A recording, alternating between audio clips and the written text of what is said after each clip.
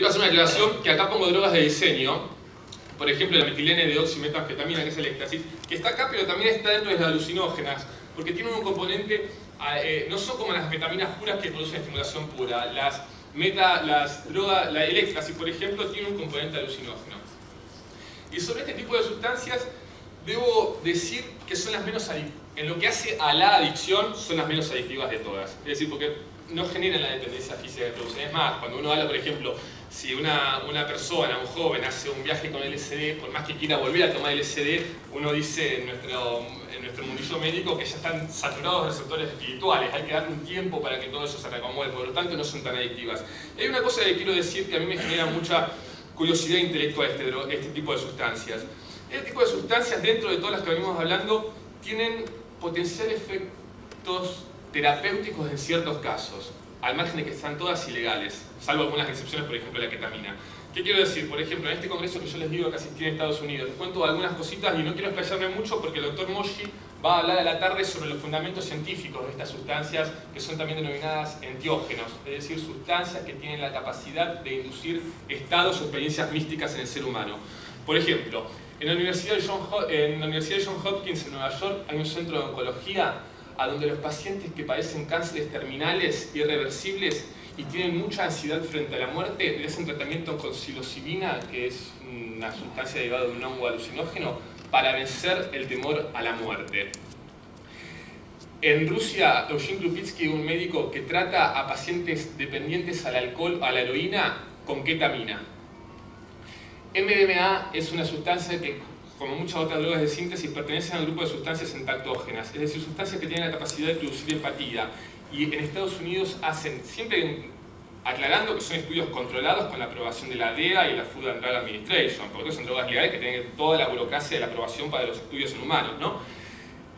Y se aplica para los síndromes de estrés postraumáticos, y más los norteamericanos que tienen tanto complejo con el tema de los veteranos de guerra, pero toda persona que ha vivido un gran trauma, una violación, una mutilación, una pérdida familiar, que les cuesta en la terapia tradicional abordar ese tema, terapia guiada con un psicoterapeuta con este tipo de sustancias les permite una apertura y poder recordar esa situación traumática con mayor apertura y lograr procesarlo mejor. Y ni hablar de DMT y ibogaína. La ibogaína, el DMT es la dimetiltriptamina, pertenece al grupo de los triptamínicos. De hecho es una molécula que genera la glándula pineal y es la sustancia activa de lo que ustedes habrán escuchado hablar de la ayahuasca, que es una sustancia, un brebaje que se usa en culturas chamánicas en la cuenca del Amazonas, en Perú. Y la ibogaína viene de la planta de la iboga, que se usa en África desde tiempos también ancestrales para rituales. Y esta ibogaína se está empezando a usar en México, en Canadá, en Estados Unidos no, porque ellos son bastante estrictos con el tema de la legalización. Apenas parece una droga medio controversial, la ilegalizan. Y en Europa también se está empezando a usar para tratar a adictos. Los invito a las 4 de la tarde a escuchar la conferencia del Dr. Moshi, donde ha hecho un trabajo exhaustivo sobre cómo esta sustancia puede tener algún efecto en adictos refractarios a opiáceos, por ejemplo. Y este gráfico es interesante para analizar alguna cuestión con respecto a lo que hace al efecto nocivo de las drogas. Se reunió un comité de expertos a donde hizo una evaluación calificó o graduó las drogas entre más nocivas a menos nocivas. Fíjense, por ejemplo, que en primer lugar tenemos... ¿Me quedé sin pilas? Bueno, más o menos. Tenemos la heroína y la cocaína en primer lugar. En quinto lugar tenemos, por ejemplo, el alcohol. Tabaco a mitad de tabla, cannabis un poco después, LSD, éxtasis un poco para atrás. Y a su vez, ustedes verán diferentes colores en esta gráfica de barras.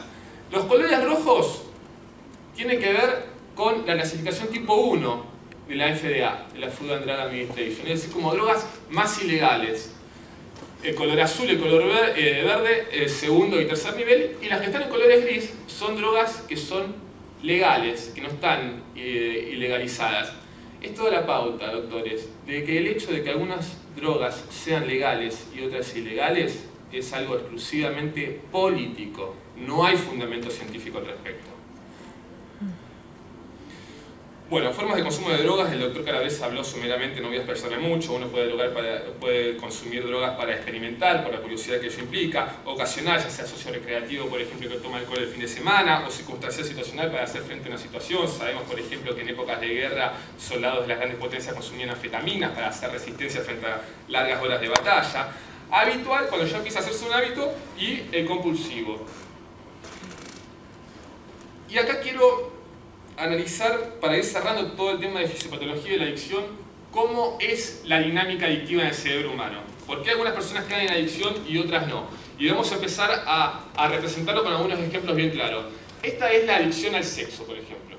Ustedes verán que en el centro dice, todo comienza dentro de la mente. Todo comienza con una idea dentro de la mente, que la persona va generando esa idea y va generando fantasías al respecto. ¿Y cuál es la diferencia entre el adicto y el no adicto? El adicto sabe postergar ese deseo hasta cuando llegue la ocasión. El no adicto no puede postergar ese deseo y necesita ritualizarlo. Es decir, concretar el acto, en este caso, el acto sexual. Masturbación, pagar por sexo o, en el peor de los casos, acoso sexual. Y después viene el periodo de culpa o de vergüenza hasta que vuelve a empezar, porque todo empieza con la idea, cómo procesa esa persona la idea, en este caso, del sexo. Acá lo vamos a analizar con otro gráfico que, si bien no es una adicción propiamente dicha, pero uno puede ver cómo es la mecánica circular y adictiva del cerebro humano a través de una neurosis que es el trastorno obsesivo compulsivo. Y acá tomo este ejemplo para hacer la referencia, la relevancia que tiene una idea en el cerebro. Es decir, una idea obsesiva que da vueltas intrusivamente y que la persona no se puede desprender de esa idea. Genera tanta presión que la persona necesita concretar la compulsión para anular esa idea y calmar un poco la ansiedad. ¿Cuál es la diferencia, por ejemplo? A ver, un ejemplo claro y vulgar. A la persona que se va de su casa y no sabe si dejó abierta la llave del gas o si la cerró. Y empieza a carburarle esa idea y vuelve. A lo mejor la persona que no es obsesiva lo relativiza y dice, seguro que la dejé cerrada. La persona que es obsesiva vuelve y no contenta con eso, la cierra o prueba que está cerrada, se va, baja un poco la ansiedad y al rato la idea vuelve a hacerle daño y tiene que volver. Y eso genera todo el círculo obsesivo-compulsivo.